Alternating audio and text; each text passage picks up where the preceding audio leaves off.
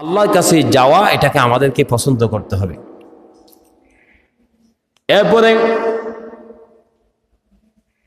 অন্য একটি হাদিসের মধ্যে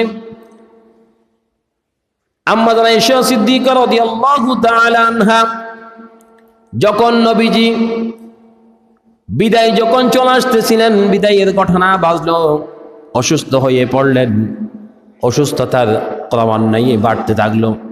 আম্মা জানা আয়েশা সিদ্দিকা রাদিয়াল্লাহু তাআলা আনহা তিনি গৃহের মধ্যে অবস্থান করতে লাগলেন। আম্মা জানা আয়েশা সিদ্দিকা রাদিয়াল্লাহু তাআলা আনহা নবীজিকে সূরা ফালাক, সূরা নাস এবং রাসূল পাক সাল্লাল্লাহু আলাইহি ওয়াসাল্লামের অন্যান্য সূরা এবং দোয়া যেগুলি নবীজি শিক্ষা দিলেন এগুলি তিনি বারংবার পড়তে থাকলেন, জারপুক দিলেন।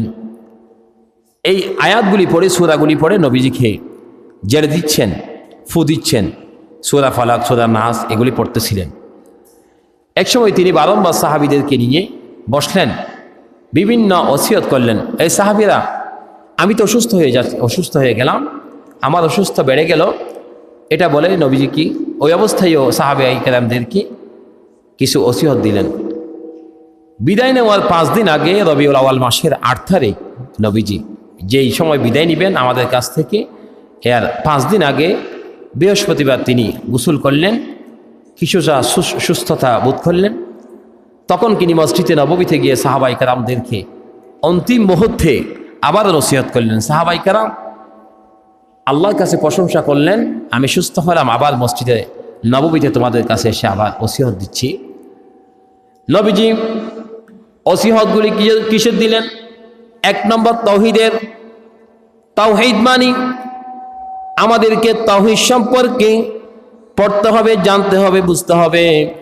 লা ইলাহা ইল্লাল্লাহ, একত্ববাদ, তাওহীদের কথাগুলি আমাদেরকে বুঝে নিতে হবে।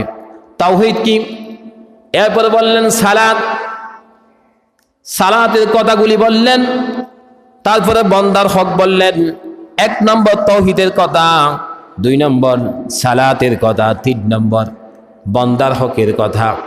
আমি গত জুমায় বলেছিলাম মানুষের হক, আমানত, এই ব্যাপারে কথা বলেছিলাম। ওমর রাদিয়াল্লাহু তাআলা